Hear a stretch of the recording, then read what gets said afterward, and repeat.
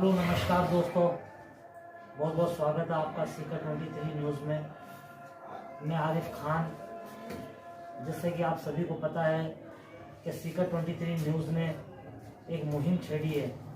सीकर के 65 वार्ड और 65 सर्वे, उसी सर्वे के दौरान हम लोग आज आए हैं वार्ड नंबर 11 के पार्षद वहीदा जावेद चौहान के पास, जो कि वार्ड की स्थिति जो है और 2 साल का जो कार्यकाल है उसके बारे में हम जानेंगे पार्षद प्रतिनिधि से कि उन्होंने 2 साल के पीरियड में वार्ड में किस किस प्रकार का विकास करवाया है। तो जावेद जी, बहुत बहुत स्वागत है आपका सीकर 23 न्यूज़ में। धन्यवाद सर, धन्यवाद।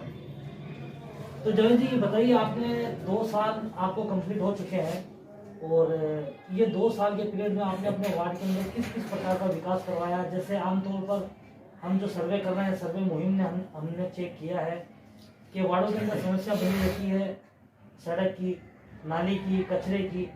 तो ये विकास आपने जो 11 नंबर वार्ड के अंदर जो आपने विकास करवाए हैं, वो किस किस प्रकार के विकास करवाए और कितने प्रतिशत तक आप करवा चुके हैं? जी, ये बात सही है कि आपकी हमें 2 साल हो गए हैं और बखूबी से हमने 2 साल के कामों को अंजाम देने की पूरी कोशिश की है। मैं सबसे पहले मेरे वार्ड के विकास के बारे में आप पूछ रहे, तो जो सबसे पहले हमने सीसी रोड बनवाया, लगभग 60% वार्ड की सीसी रोड का निर्माण नया चीजें सिरे से किया है। उसमें मैं आपको बता दूं कि मदरसा तालीमुल कुरान ब्रांच स्कूल से लेके उसमें एक बड़ी गली भी आ गई। फिर वहाँ से हमने कासम गवारी के गली को लेकर मस्जिद रहमिया का जो निर्माण चल रहा है वहाँ तक नई सीसी सड़क का निर्माण करवाया। फिर मस्जिद रहमिया से लेके बकरा मंडी चौराया होते हुए हमने सफ़ी इस्माइल खटीगान चौराहे से सफ़ी इस्माइल के मकान तक अभी 1 हफ्ते पहले ही नई सीसी रोड का निर्माण करवाया है। आप स्वयं भी उसका जो है मुआयना करें, मेरा आपसे निवेदन है। और घनश्याम सिंह की दुकान से लेके यीशु पान वाले की दुकान तक, फिर इधर मुमताज के वो पीछे गली है, उस गली का निर्माण हमने सीसी रोड का निर्माण करवाया है। और सबसे बड़ी बात है कि हमारे पूर्व सभापति जनाब अनिल साहब खत्री के कार्यकाल में जो रोड पड़ी थी, उसके बाद में शायद मेरे हिसाब से मेरे वार्ड में नई सड़क का निर्माण नहीं हुआ है। लगभग 20 वर्ष से अधिक का समय हो गया। हमने पूर्व सभापति जी की खत्री साहब की गली को जो मोहल्ले से शुरू करके उनके घर की पूरी गली को शामिल करते हुए आगे उनके पीछे तक, फिर मोहल्ला कुमारान से लेके हमारे पूर्व पार्षद दिनों मजीद चौहान, पूर्व पार्षद जनाब मोहम्मद शरीफ खत्री साहब जो हमारे पूर्व सभापति भी रहे सीकर के, उनके घर के सामने से होते हुए ये जो याकूब हसन की पूरी गली को सीसी निर्माण का हमने नई सीसी निर्माण सड़क का निर्माण किया है। फिर एक मदरसा तालीम कुरान के सामने से एक रास्ता जाता है जो आगे चल के बाटियों की गली में होते हुए और वहाँ दिनों मस्जिद के घर के पास मिलता है। लगभग 1200-1300 मीटर का ये सीसी निर्माण है। हमने पिछले हफ्ते ही इस काम को शुरू किया था और जो लगभग पूर्ण हो गया है। एक छोटी गली थी जो मिस्रियों की गली के नाम से जानते हैं, जिसे अब्दुल हुसैन मिस्री की गली कहते हैं। वो बड़ी छोटी गली थी, हमने उसमें ब्लॉक लगाने का काम किया, जो आप स्वयं उसका मुआयना करें, और वो काम भी पूरा हो गया है। वार्ड के विभिन्न हिस्सों में बिजली के पोल लोहे के थे, कुछ झुके हुए थे, कुछ नीचे थे। हमने उनको कई पोलों को बदलने का काम किया, जिसमें आपके हमारे मोहल्ले से जो है वहाँ से 50-60 साल पुराना खम्भा का था, जो उस खम्भे को लोखंड के उठाकर वहाँ खम्भे को उठवाया। फिर मदरसा तालीमुल कुरान के पास में एक नया पोल लगवाया, उसके आगे नया पोल लगवाया और 2-3 पोल इधर की साइड में लगवाए। तो 6-7 पोल हमने जो है नए लगवा दिए, उनमें बिजली की लाइनें खिंचवाई है। और सबसे बड़ी गंभीर समस्या क्या थी कि मोहल्ले में 11 की लाइन ऊपर से जा रही थी। जाड़ों का, बिजली के जाड़ों का तार जो गुच्छा था, उस गुच्छे को हमने लगभग 300 मीटर के करीब हमने उस लाइन को अंडरग्राउंड जो पहले विभाग ने डाली थी, हमने उसको जॉइंट का काम बाकी था, उसका हमने वो जॉइंट करवाया इलेक्ट्रिक वालों से। और हमारे जो निगम के जो अधिकारी लोग हैं, हमारे एम साहब से, एसडीएम साहब से, हमारे जो एसी साहब है, एक्शन साहब से हमने जो बहुत बड़ा निवेदन किया। आदरणीय विधायक राजेंद्र पारिक के प्रयासों से, सभापति जीवन खान के प्रयासों से हमने वार्ड में उन सभी पोलों को निकाल कर नए पोले लगवाए, इलेक्ट्रिक की लाइनें चेंज करवाई, कुछ तारों का गुच्छा कम करवाया, कुछ तार नीचे थे उनको ऊंचा किया है। दूसरा कि कई जो घरों के ऊपर से लाइट जा रही थी उसको हमने बदला के रेबिट में डलाने का काम जो है काम किया, वो भी हमारा पूरा हो गया। कुछ 11 की तारें और है, उसको भी हम बहुत जल्द शीघ्र हमारे बिजली बोर्ड के अधिकारियों से बात रखी है, और वो शीघ्र जैसे रास्ता बकरा मंडी वाला खुल जाएगा सीसी रोड पे, हम उन्हें जल्द से जल्द बदलने का प्रयास करेंगे। और कुछ पोलों पे नगर परिषद की तरफ से लाइट नहीं थी पहले। मेरे 2 साल के कार्यकाल में लगभग हमने 40 से अधिक लाइटें नई नगर परिषद के माध्यम से, हमारे सभापति जीवन खान के सहयोग से वो 40 के करीब लाइटें लगवाई है। जो आप मेरे साथ, मेरा निवेदन है कि आप स्वयं देखें, जहां मैं आपको बताऊंगा कि यहाँ लाइट नहीं थी वो लाइटें लगी हुई है। कुछ इलाकों में फिर भी कुछ 1-2 पोल बाकी बच रहा है, तो उसका अगले महीने में शीघ्र ही लाइटें लगा दी जाएगी। पोलों पे कोई लाइट मेरे हिसाब से बाकी नहीं है, फिर भी यदि कोई ऐसा है स्थिति तो उसको लगाने का पूरा प्रयास करेंगे। और हमारे विधायक राजेंद्र पारिक के प्रयासों से वार्ड में एक गंभीर समस्या थी पीने के पानी में। सलाइमा स्कूल के इधर सायरा मंदिर का इलाका है, उसमें बहुत गंभीर किल्लत पानी के पीने की बहुत समस्या थी।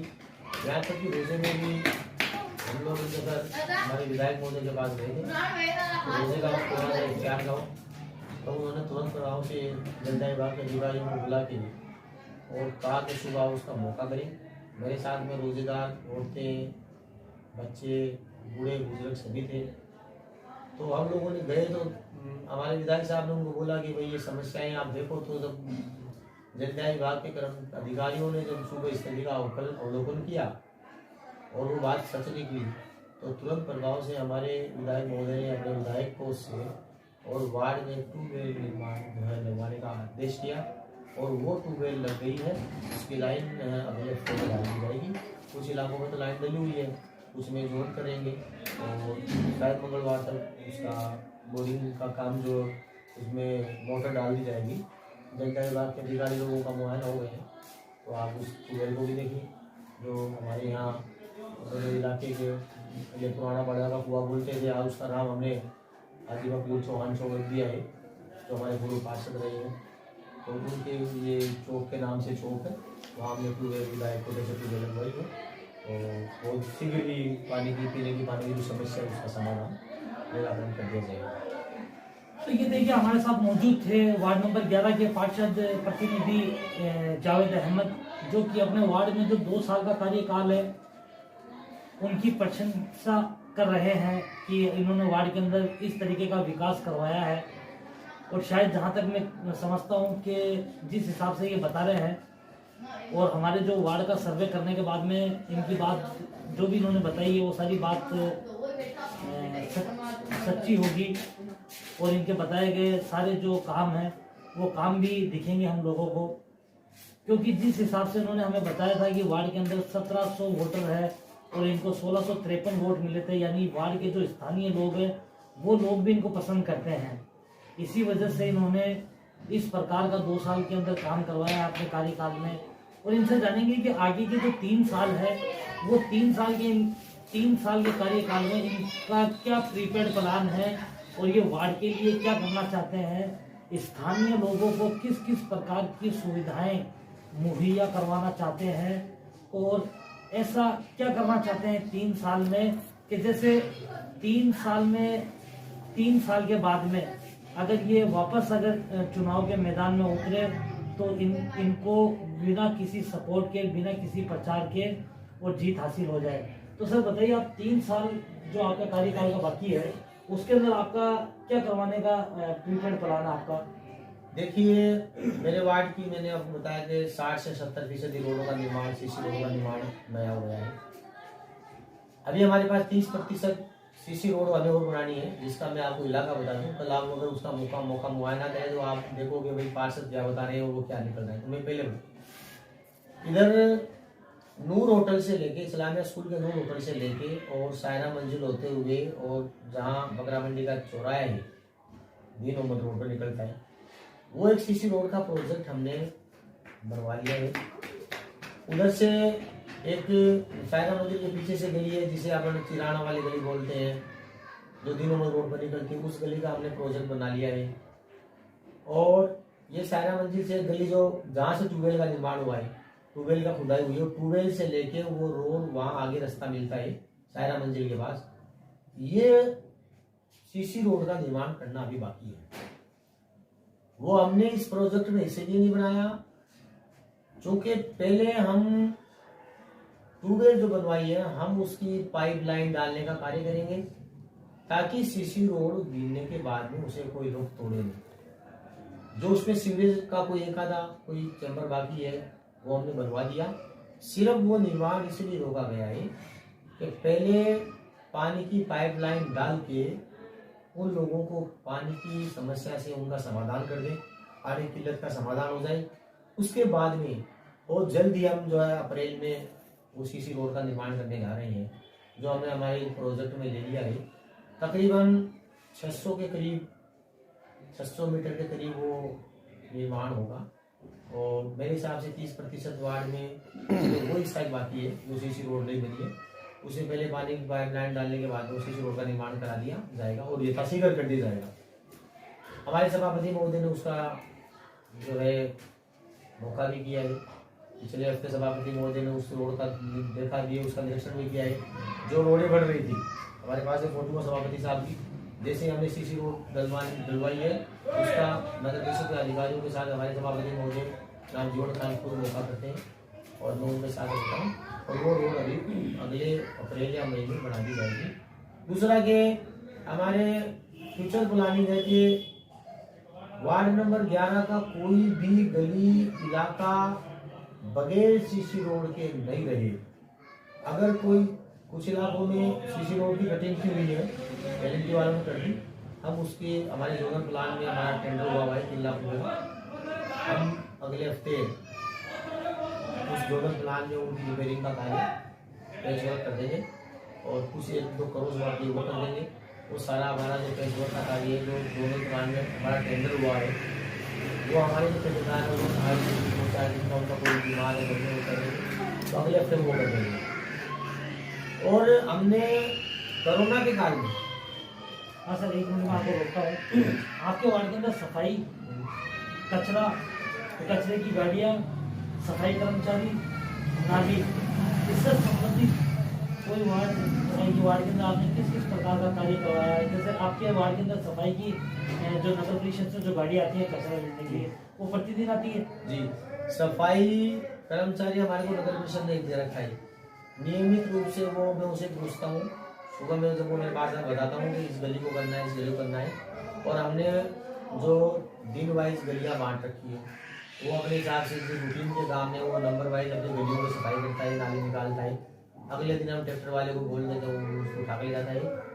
रही बात कचरे की गाड़ी का, तो कचरे की गाड़ी नियमित रूप से आती है और मेरे हिसाब से मेरे वार्ड में तो बहुत से गलियाँ ऐसे हैं लोकेशन कि 2-2 बार वहाँ लोकेशन करता है, लेकिन सुबह भी आ रही है, वहाँ शाम को भी आ रही है, क्योंकि लोकेशन से गाड़ियाँ चल रही हैं और नियमित रूप से गाड़ी आती है। तो मेरे वार्ड में जो है गाड़ी, जो कचरे वाली गाड़ी है, वो हमारे हेल्पर ड्राइवर है, वो नियमित रूप से आ रहे हैं, घर घर से कचरा उठा रहे हैं और उसकी तरह की कोई तरह की हमारे को शिकायत नहीं है।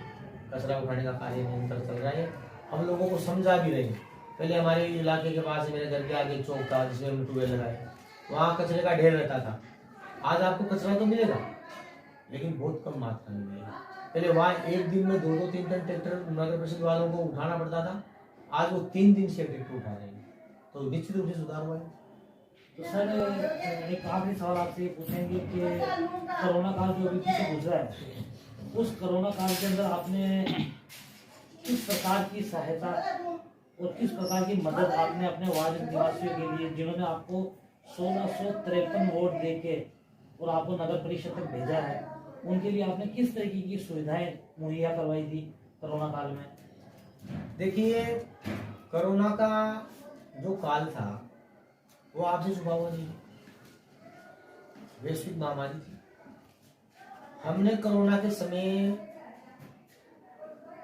जो सहयोग लोगों का किया, सहयोग की हमारी टीम थी वार्ड नंबर 11 की, जो कोरोना संबंधित कार्य देख रही थी, मैं मेरी टीम के साथ मेरे साथ था। हमने हमारे को तो नगर परिषद से जो मिला, जो भी राशन खाद्य सुरक्षा सामग्री मिला, वो सामग्री मैंने स्वयं में वार्ड के बामाशाओं से मिलकर और सहयोग जुटाते, आर्थिक सहयोग जुटाते, बहुत से गरीब परिवारों के लिए जो हमने जो शेड रोग बनाए, जो किट बनाए हैं, जो खाद्य सुरक्षा की। अच्छा सर, ये आपने कोरोना काल के अंदर जो वैक्सीनेशन के अभी ये जो कैंप चल रहे हैं, ये किस प्रकार की सुविधा आपने मुहैया करवा रखी है वार्ड के लिए, वार्ड निवासियों के लिए? देखिए, वार्ड नंबर 11 ऐसा वार्ड है जिसमें अधिकांश हमारे राजनीतिक बुद्धिजीवी लोग, समाज सेवी लोग, कुछ हमारे सरकारी सेवा के लोग रहते हैं। दूसरे वार्डों से हटकर इलाका है। इसमें समाज का वो तबका जो सामाजिक स्तर पर अपने आप में अपना एक अहम स्थान रखता है, प्रबुद्ध जन लोग हैं। हम जो भी फैसला करते हैं, हम समाज के जाकर के फैसला करते हैं, समाज के बड़े बुजुर्गों को बुलाते हैं। तो हमने जब तालीमुल कुरान सीनियर सेकेंडरी स्कूल में जब हमने मीटिंग की वैक्सीनेशन के लिए, तो समाज के प्रमुख जन लोगों ने फैसला किया।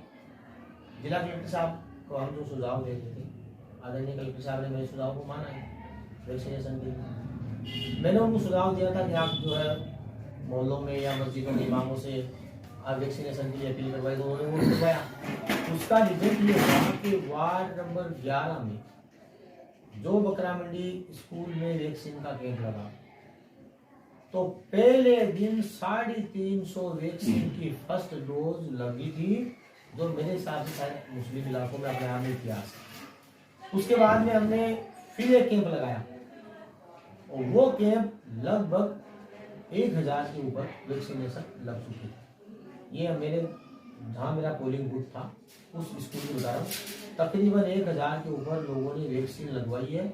और मेरा ये मानना है कि लगभग पूरे वार्ड में वैक्सीन फर्स्ट डोज तो सभी की पूरी हो ही गई। ऐसा बच्चों ने, नौजवान दोस्तों ने, हमारे साथियों ने बहुत बढ़ चढ़ के हिस्सा लिया है।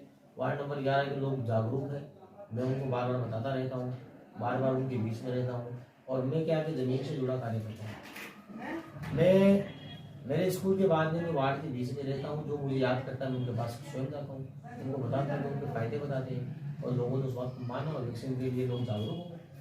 दूसरी रूप से वैक्सीन लगी। तो ये हमारे साथ मौजूद थे पार्षद प्रतिनिधि जावेद अहमद, वार्ड नंबर 11 से हैं। और जिस तरीके से ये अपने 2 साल के कार्यकाल की अच्छाई और जो करवाए गए जो कार्य है वो गिनवा रहे हैं, उसी के आधार पर ये अपने आने वाले 3 साल भी गुजारने की बात बता रहे हैं कि उसी आधार पर या उससे अच्छी प्रगति के स्पीड से आगे के कार्यकाल होंगे। तो जावेद अहमद साहब जो हैं ये वार्ड नंबर 11 से पार्षद प्रतिनिधि है और कांग्रेस पार्टी से जीते हुए पार्षद है। हम इनसे 2 सवाल और करेंगे और उनका दोनों का जवाब हमें शॉर्ट में चाहिए। जावेद अहमद साहब 2 सवाल आपसे करेंगे और दोनों का जवाब हमें शॉर्ट में चाहिए। पहला सवाल तो ये है कि अभी कुछ दिन पहले सीकर के अंदर एक उर्दू पैरामीटर की एक रैली निकली थी। उस रैली के अंदर कोई भी कांग्रेस पार्टी के जो पार्षद है उन्होंने हिस्सा नहीं लिया था, तो इसके पीछे क्या राज है? देखिए, ऐसी बात नहीं है। पहला टीचर्स का प्रतिनिधिमंडल मेरे पास 6 तारीख को यहाँ आया था। अब उनका जो मेरे पास कंप्लेंट है, मैंने उसी टाइम उन्होंने बोला था कि आपका हमें लेटर चाहिए कि, और वो लेटर आप जो हमें सीएम हाउस में भेजेंगे। देखिए जावेद साहब, मैं माफी चाहता हूँ, मैं आपसे दो टुक बात करना चाहता हूँ कि जो मीटिंग हुई थी और जो रैली हुई थी उसके अंदर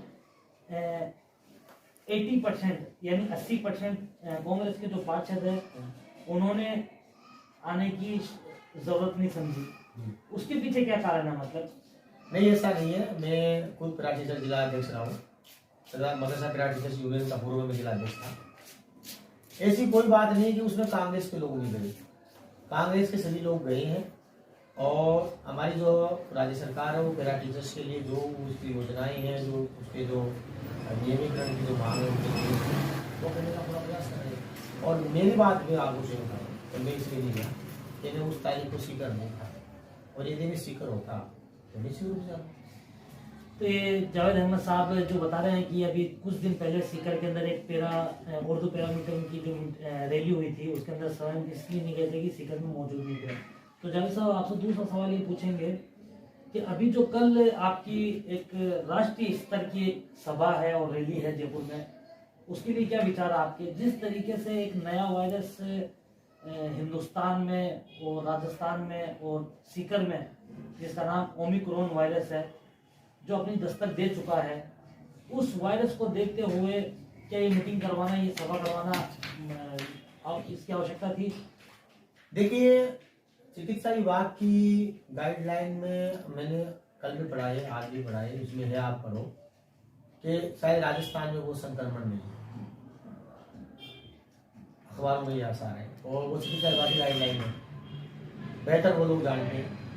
लेकिन उनकी गाइडलाइन में पढ़ने को सब मिल जाए कि राजस्थान में वो वायरस नहीं है, और यदि है तो कोरोना की गाइडलाइन की पालना करते हुए हमारी जो सभा हो रही है वो हम उस गाइडलाइन की पूरी पालना करेंगे। हम लोग, हमें जो जिम्मेदारियां मिली है पार्षद प्रतिनिधि होने के नाते, कल सुबह में भी उस रैली में स्वयं रहूँगा, मेरे कार्यकर्ताओं के साथ रहूँगा, हमारे वार्ड पार्षद भी लोग रहेंगे, और हम जो है मोहल्लों में उनके लिए लोगों को प्रेरित भी कर रहे हैं, जाना भी चाहिए, क्योंकि राष्ट्रीय स्तर की बात है और महंगाई का मसला है। महंगाई की हर घर में उसका मार पड़ रही है, लोगों को मालूम है, और जो लोग गरीब तबका है, मजदूर तबका, उसे पता है कि उसका घर कैसे चलना चाहिए, तो वो कैसा कितना कमाना, कितना लग रहा है। तो निश्चित रूप से हमारे जो राष्ट्रीय नेतृत्व ने जो आला कमान ने फैसला किया है वो बड़े सोच समझ के किया होगा। आप जैसे सीकर से कल जिस तरीके की भीड़ लेके जाएंगे, या सीकर के जो आला आपके जो नेतागण है, इन्होंने आपको जिम्मेदारी सौंपी है तमाम सीकर के पार्षदों को, तो उस भीड़ से आप क्या अपील करना चाहते हैं कि किस तरीके से आपको कोरोना की गाइडलाइन का पालन करना है, और ये जो नया वायरस आया है ओमिक्रॉन, इसकी गाइडलाइन का पालन करना है? अगर इस भीड़ में या इस सभा में अगर कोई संक्रमित व्यक्ति अगर निकल जाता है तो उसका जिम्मेदार कौन होगा? देखिए, हम तो सभी कार्यकर्ताओं से निवेदन कर रहे हैं कि आप कोरोना गाइडलाइन की पालना करते हुए रैली में जाइए। कोरोना गाइडलाइन की पालना के मास्क हो, सैनिटाइजर हो, 2 गज की दूरी का आप ख्याल रखेंगे, इसीलिए हमने उसी तरह से बस व्यवस्था की है। और हम स्वयं भी ये कोशिश कर रहे हैं कि कोई बीमार आदमी हो इस तरह के जिसमें लक्षण नजर आए, उसको हम नहीं ले जा रहे। बिल्कुल स्वस्थ आदमी जो आराम से जा सके, आ सके, उसको ले जाने का प्रयास कर रही है। तो देखिए, जिस तरीके से पार्षद प्रतिनिधि वार्ड नंबर 11 के हमारे साथ में मौजूद थे और हमसे रूबरू हुए हैं जावेद अहमद, और वो हर एक बातों से, हर एक विचार से आप सभी के साथ रूबरू हुए हैं। उर्दू पैरामीटर की मीटिंग की बात हो, या कल जो जयपुर में एक राष्ट्रीय स्तर पर जो सभा है उस सभा की बात हो, या अपने वार्ड के विकास की बात हो, या आने वाले 3 सालों में किस प्रकार का विकास करना है उसकी बात हो, हर चीज़ से हम लोगों के सामने रूबरू हुए हैं। और अभी इनके वार्ड का जो सर्वे है वो सर्वे किया जाएगा, उसके बाद ही पता चलेगा कि जावेद अहमद साहब जो है वार्ड नंबर 11 के पार्षद प्रतिनिधि वो अपनी बात से कितने रूबरू हैं और कितने कायम हैं, और उन्होंने जो बातें कैमरे के सामने और आप सभी के सामने जो रूबरू होकर बताई है वो बातें कितनी कहाँ तक सच है। तो देखते रहिए सीकर 23 न्यूज़, हमेशा आपके साथ, आपका साथ हमारी आवाज़। कैमरामैन जावेद चौहान के साथ मैं आरिफ खान। जय हिंद, जय भारत।